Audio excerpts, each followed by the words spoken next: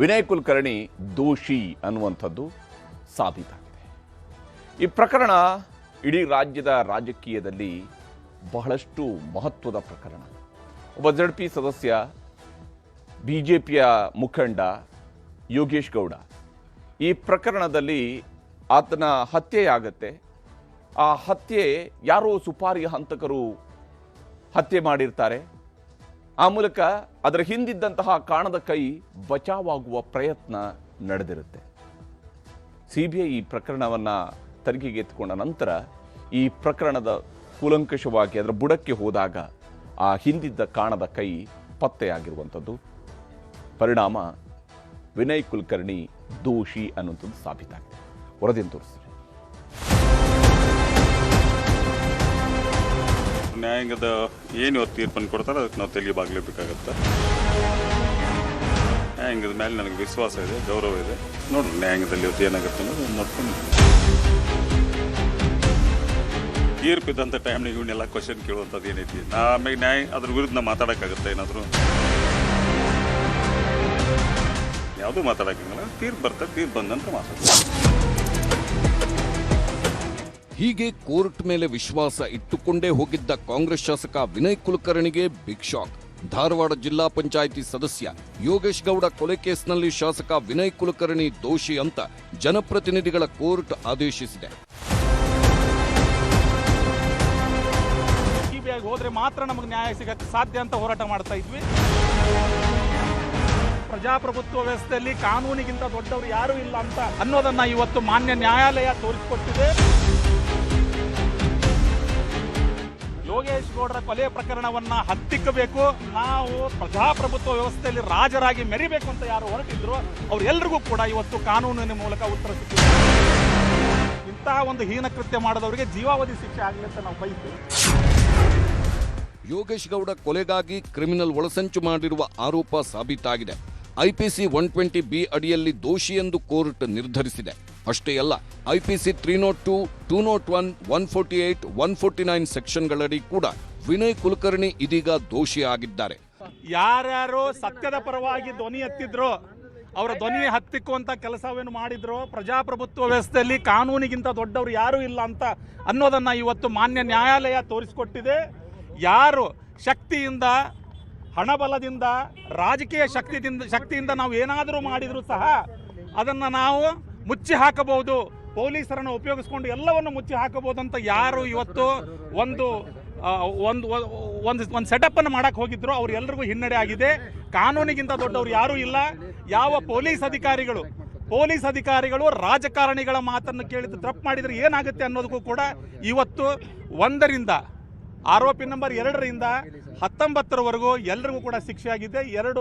ಎರಡು ಜನರಿಗೆ ಅಕ್ಯೂಟಲ್ ಆಗಿದ್ದಾರೆ. ಅದೇನು ಮಾಡಬೇಕು ಅನ್ನೋದ್ರ ಬಗ್ಗೆ ನಾವು ಬಹಳಷ್ಟು ಸಾಕ್ಷಿಗಳಿದಾವೆ. ಅದು ನಾಳೆ ಗೊತ್ತಾಗುತ್ತೆ ಸರ್. ಅದು ಮತ್ತೆ ಇವತ್ತು ಬರೀ ಅವರು ಅಪರಾಧಿಗಳು ಹೌದೋ ಅಲ್ಲೋ ಅನ್ನೋದನ್ನ ಅಷ್ಟೇ ಮಾತ್ರ ಕೋರ್ಟ್ ಹೇಳಿದೆ. ಅವ್ರು ಎಲ್ಲರೂ ಅಪರಾಧಿಗಳಂತ ಹೇಳಿದ್ದಾರೆ. ಕೊಲೆ ಪ್ರಕರಣಗಳಲ್ಲಿ ಯೂಶುವಲಿ ಆಗಿ 14 ವರ್ಷಕ್ಕಿಂತ ಕಡಿಮೆ ಶಿಕ್ಷೆ ಆಗೋದಿಲ್ಲ. ಆದರೂ ನಾಳೆ ನೋಡಬೇಕು, 10 ವರ್ಷ ಮೇಲ್ಪಟ್ಟು 14 ವರ್ಷದ ಒಳಗಡೆ ಶಿಕ್ಷೆ ಆಗಬಹುದು ಅಂತ ನಮಗಿದೆ. ನಾವು ಬಯಸ್ತೇವೆ ಇಂತಹ ಒಂದು ಹೀನ ಕೃತ್ಯ ಮಾಡಿದವರಿಗೆ ಜೀವಾವಧಿ ಶಿಕ್ಷೆ ಆಗಲಿ ಅಂತ ನಾವು ಬಯಸ್ತೇವೆ. ನಾಳೆ ಕೋರ್ಟ್ ಏನು ಡಿಸಿಷನ್ ತಗೊಳ್ತೇವೆ ನೋಡೋಣ. ಸಾಕ್ಷಿಗಳ ಮೇಲೆ ಯಾವ ಥರ ಪ್ರಭಾವ ಬೀರಿದ್ರಿಂದಾಗಿ ಯಾರ್ಯಾರು ಬೇಲ್ಗಳು ಕ್ಯಾನ್ಸಲ್ ಆಯಿತು ಅದರಲ್ಲಿ ನೋಡಬಹುದು. ವಿನಯ್ ಕುಲಕರ್ಣಿ ಅವರು, ಅವ್ರ ಮಾವ ಚಂದ್ರಶೇಖರ್ ಇಂಡಿ ಅವರು, ಆರೋಪಿ ನಂಬರ್ 9 ಅಶ್ವಥ್ ರವರು, ಇವರೆಲ್ಲರ ಬೇಲ್ ಕ್ಯಾನ್ಸಲ್ ಆಯಿತು. ಜೈಲಿಗೆ ಹೋದರು, ಮತ್ತೆ ಬೇಲ್ ತೊಗೊಂಡು ವಾಪಸ್ ಬಂದರು. ತಮ್ಮ ಮಾಧ್ಯಮಗಳಲ್ಲೇ ಎಲ್ಲ ತೋರಿಸಿದ್ದೀರಿ.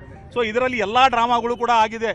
ಈ ಒಂದು ಯೋಗೇಶ್ ಗೌಡರ ಕೊಲೆ ಪ್ರಕರಣವನ್ನು ಹತ್ತಿಕ್ಕುವ ಮೂಲಕ ನಾವು ಪ್ರಜಾಪ್ರಭುತ್ವ ವ್ಯವಸ್ಥೆಯಲ್ಲಿ ರಾಜರಾಗಿ ಮೆರಿಬೇಕು ಅಂತ ಯಾರು ಹೊರಟಿದ್ರು ಅವ್ರೆಲ್ರಿಗೂ ಕೂಡ ಇವತ್ತು ಕಾನೂನಿನ ಮೂಲಕ ಉತ್ತರ ಸಿಕ್ಕಿದೆ ಅಂತ ನಾನು ಹೇಳ್ತೀನಿ ಸರ್. ಆ ಭರವಸೆ ಇದ್ದಿದ್ದರಿಂದಲೇ ನಾವು ಈ ಪ್ರಕರಣವನ್ನು CBI ಕೊಡಬೇಕು ಅಂತೇಳಿ ನಾವು ಹೋರಾಟ ಮಾಡ್ತಾ ಇದ್ವಿ.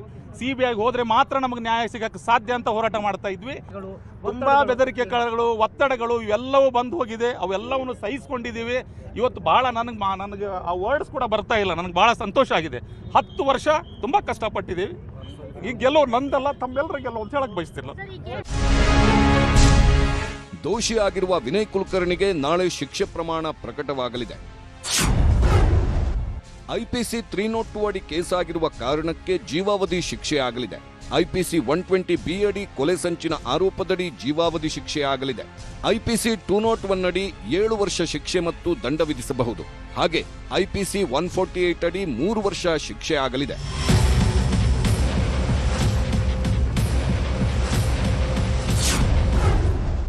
ಮತ್ತೆ ಜೈಲು ಪಾಲಾದ ಶಾಸಕ ವಿನಯ್ ಕುಲಕರ್ಣಿ. ಶಾಸಕ ಸ್ಥಾನಕ್ಕೂ ಕುತ್ತು. ಯೋಗೇಶ್ ಗೌಡ ಕೊಲೆ ಕೇಸ್ನಲ್ಲಿ ಈಗಾಗಲೇ 2 ಬಾರಿ ಜೈಲಿಗೆ ಹೋಗಿ ಬಂದಿರುವ ವಿನಯ್ ಕುಲಕರ್ಣಿ ಇದೀಗ ಮತ್ತೆ ಜೈಲು ಪಾಲಾಗಿದ್ದಾರೆ. ಹೀಗಾಗಿ ಕೋರ್ಟ್ನ ಶಿಕ್ಷೆಯ ಪ್ರಮಾಣಾನುಸಾರ ಶಾಸಕ ಸ್ಥಾನಕ್ಕೆ ಕುತ್ತು ಎದುರಾಗಿದೆ.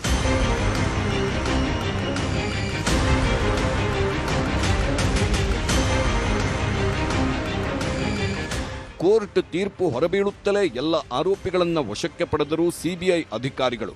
ನಾಳೆ ಮತ್ತೆ ಕೋರ್ಟ್ಗೆ ಹಾಜರುಪಡಿಸುವಂತೆ ಸೂಚಿಸಿದ ನಂತರ ಎಲ್ಲರನ್ನೂ ಪರಪ್ಪನ ಅಗ್ರಹಾರ ಜೈಲಿಗೆ ಶಿಫ್ಟ್ ಮಾಡಲಾಯಿತು. ತೀರ್ಪು ಪ್ರಕಟವಾಗುತ್ತಿದ್ದಂತೆ ವಿನಯ್ ಕುಲಕರ್ಣಿ ಕುಟುಂಬಸ್ಥರು ಕಣ್ಣೀರಿಟ್ಟರು. ಅಪರಾಧಿಗಳಿಗೆ ಕುಟುಂಬಸ್ಥರು ಧೈರ್ಯ ತುಂಬಿದ್ರು.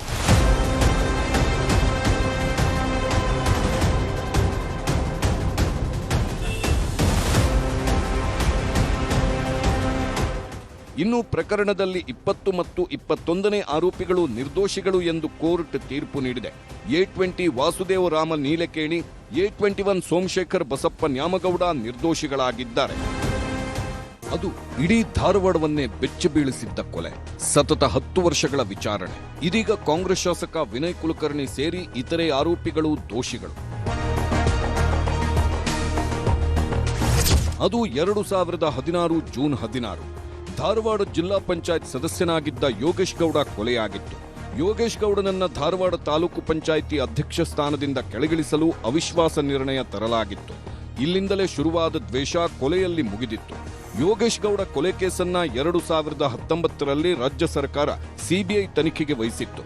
ತನಿಖೆ ನಡೆಸಿದ್ದ ಸಿಬಿಐ ಟೀಮ್ 21 ಮಂದಿ ಮೇಲೆ ಚಾರ್ಜ್ ಶೀಟ್ ಹಾಕಿತ್ತು.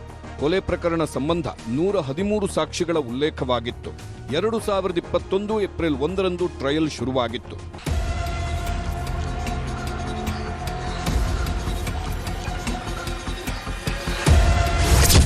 ಎರಡು 2020ರಲ್ಲಿ ವಿನಯ್ ಕುಲಕರ್ಣಿಯನ್ನ ಬಂಧಿಸಿತ್ತು ಸಿಬಿಐ. 2021ರಲ್ಲಿ ಸುಪ್ರೀಂ ಕೋರ್ಟ್ನಲ್ಲಿ ಜಾಮೀನು ಸಿಕ್ಕಿತ್ತು. 2025 ಜೂನ್ನಲ್ಲಿ ವಿನಯ್ ಕುಲಕರ್ಣಿ ಜಾಮೀನು ರದ್ದಾಗಿತ್ತು.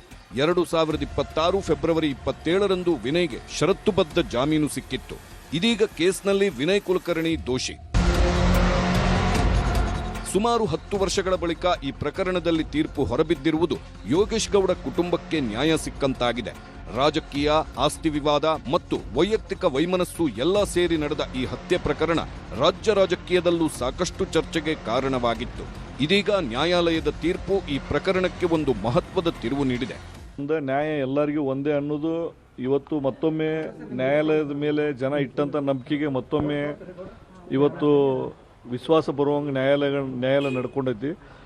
ನ್ಯಾಯಾಲಯದ ಮೇಲೆ ಇದ್ದಂಥ ಗೌರವ ಇನ್ನೂ ಹೆಚ್ಚು ಮತ್ತು ನಂಬಿಕೆ ವಿಶ್ವಾಸ ಇನ್ನೂ ಹೆಚ್ಚಾಗೈತಿ ಜನರಿಗೆ. ಈ ಬಂದಂಥ ತೀರ್ಪು ಯುವಕರಿಗೊಂದು ಮಾದರಿ. ಅಂದರೆ ಯಾರ್ದೋ ರಾಜಕಾರಣಿಗಳ ಮಾತು ಕೇಳಿಕೊಂಡು ಯಾವುದ್ಯಾವುದೋ ಕೇಸ್ಗಳನ್ನು ಮಾಡಿದರೆ ಯಾರೂ ಬರೋಂಗಿಲ್ಲ. ನಿಮ್ಮ ಕುಟುಂಬಗಳು ಸಫರ್ ಆಕ್ಕವು. ಅದಕ್ಕೆ ಯಾವುದೋ ರಾಜಕಾರಣಿಗಳ ಮಾತು ಕೇಳಿಕೊಂಡು ದೊಡ್ಡ ದೊಡ್ಡ ಪ್ರಕರಣ ಆಗಲಿ, ಸಣ್ಣ ಪ್ರಕರಣದಾಗಲಿ, ಇಂಥ ಪ್ರಕರಣದಾಗ ಭಾಗಿಯಾಗಕ್ಕೆ ಹೋಗ್ಬೇಡ್ರಂತೆ ಮಾಧ್ಯಮದ ಮೂಲಕ ಹೇಳ್ತೀನಿ. ರಾಜಕೀಯವಾಗಿಯೂ ಸಮಾಜದಲ್ಲೂ ಇದೀಗ ಶಾಸಕರಿಗೆ ಭವಿಷ್ಯದ ಚಿಂತೆ ಕಾಡುತ್ತಿದೆ. ಮುಂದಿನದ್ದೆಲ್ಲವೂ ಭಾರೀ ಕುತೂಹಲಕ್ಕೆ ಎಡೆಮಾಡಿಕೊಟ್ಟಿದೆ.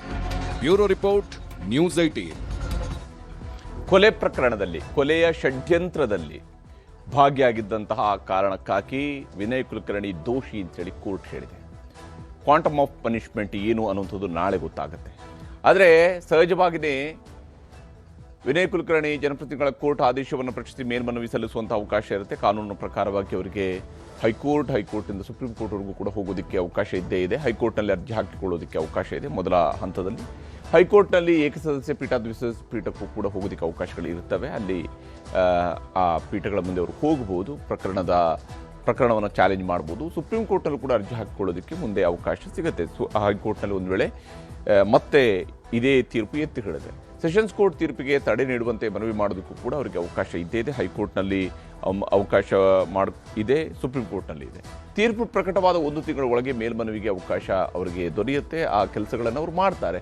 ಶಾಸಕ ಸ್ಥಾನ ಉಳಿಸ್ಕೊಳ್ಳೋದಕ್ಕೆ 1 ತಿಂಗಳು ಅವಕಾಶ ಇರುತ್ತೆ. ಯಾಕಂದರೆ ಇಲ್ಲಿ 1 ತಿಂಗಳ ಒಳಗಾಗಿ ಹೈಕೋರ್ಟ್ ಅಥವಾ ಸುಪ್ರೀಂ ಕೋರ್ಟ್ನಲ್ಲಿ ತಡೆಯಾಜ್ಞೆ ಬರದೇ ಇದ್ದರೆ ಆಗ ಅವರ ಶಾಸಕ ಸ್ಥಾನದಿಂದಲೂ ಕೂಡ ಅವರು ಅನರ್ಹಗೊಳ್ತಾರೆ. ಶಿಕ್ಷೆ ಪ್ರಮಾಣ ಪ್ರಕಟವಾದ ಬಳಿಕ ವಕೀಲರ ಜೊತೆಗೆ ಚರ್ಚೆ ನಡೆಸುವಂತಹ ಸಾಧ್ಯತೆ ಇದೆ. ಅವರು ವಕೀಲರ ಜೊತೆಗೆ ಚರ್ಚಿಸಿ ಮುಂದಿನ ನಡೆಯನ್ನು ನಿರ್ಧರಿಸಬಹುದು. ಯೋಗೇಶ್ ಗೌಡ ಕೊಲೆ ಕೇಸನ್ನು ಪ್ರತಿಷ್ಠೆಯಾಗಿ BSY ಸರ್ಕಾರ ತೆಗೆದುಕೊಂಡಿತ್ತು. ವಿಶೇಷವಾಗಿ ಪ್ರಹ್ಲಾದ್ ಜೋಶಿ ಅವರು ಈ ಪ್ರಕರಣವನ್ನು ಬಹಳ ಸೀರಿಯಸ್ ಆಗಿ ತೆಗೆದುಕೊಂಡಿದ್ರು. 2019ರಲ್ಲಿ CM ಆಗಿದ್ದ ಯಡಿಯೂರಪ್ಪ ಅವರು CBI ತನಿಖೆಗೆ ಈ ಪ್ರಕರಣವನ್ನು ವಹಿಸಿದ್ರು. ಅಧಿಕಾರದಲ್ಲಿರುವಂತಹ ಕಾಂಗ್ರೆಸ್ ಅನ್ನು ಹಣಿಯುವುದಕ್ಕೆ ಇದೀಗ ಹೊಸ ದಾಳ ಅವರಿಗೆ ಸಿಕ್ಕಂತಾಗಿದೆ BJPಗೆ. ಯಾಕಂದರೆ ಇಲ್ಲಿ ಮಂತ್ರಿಯಾಗಿದ್ದಂತಹ ವ್ಯಕ್ತಿನೇ ಕೊಲೆಯಲ್ಲಿ ಭಾಗಿಯಾಗಿರುವಂತಹ ಆರೋಪ ಇದೆ. ಸರ್ಕಾರದ ವಿರುದ್ಧ BJP ಟೀಕೆ ಮಾಡೋದಕ್ಕೂ ಕೂಡ ವಿನಯ್ ಒಂದು ಅಸ್ತ್ರವಾಗಿ ಈಗ BJPಗೆ ಸಿಕ್ಕಿದೆ. ವಿನಯ್ ಕುಲಕರ್ಣಿ ಕೇಸ್ ವಿಚಾರದಲ್ಲಿ ಅಂತರ ಕಾಯ್ದುಕೊಳ್ಳುತ್ತಾ ಕಾಂಗ್ರೆಸ್ ಅನ್ನೋದನ್ನು ನೋಡಬೇಕು. ಮೊನ್ನೆಯಷ್ಟೇ ಮಂತ್ರಿಗಿರಿಗಾಗಿ ದೆಹಲಿಗೆ ಶಾಸಕರೊಂದಿಗೆ ವಿನಯ್ ಕುಲಕರ್ಣಿ ಕೂಡ ಹೋಗಿದ್ರು. ಬಹುಶಃ ಕೊಲೆ ಪ್ರಕರಣದ ತೀರ್ಪು ಬರೋ ಟೈಮಲ್ಲೇ ಅವರು ಮಂತ್ರಿಗಿರಿಗಾಗಿ ಮತ್ತೊಂದು ಸುತ್ತಿನ ಲಾಬಿಯನ್ನು ನಡೆಸಿದರು. ಬಹುಶಃ ಈ ಪ್ರಕರಣ ಇಲ್ಲದೇ ಇರ್ತಿದ್ರೆ ಮೊದಲ ಹಂತದಲ್ಲಿ ವಿನಯ್ ಕುಲಕರ್ಣಿ ಅವರು ಮಂತ್ರಿಯಾಗುವ ಅವಕಾಶವೂ ಕೂಡ ಇತ್ತು. ಯಾಕಂದರೆ ಪಂಚಮಸಾಲಿ ಸಮುದಾಯದ ಅತ್ಯಂತ ಪ್ರಭಾವಿ ನಾಯಕರಾಗಿ ವಿನಯ್ ಕುಲಕರ್ಣಿ ಅವರಿಗೆ ರಾಜಕೀಯವಾಗಿ ದೊಡ್ಡ ಭವಿಷ್ಯ ಇತ್ತು.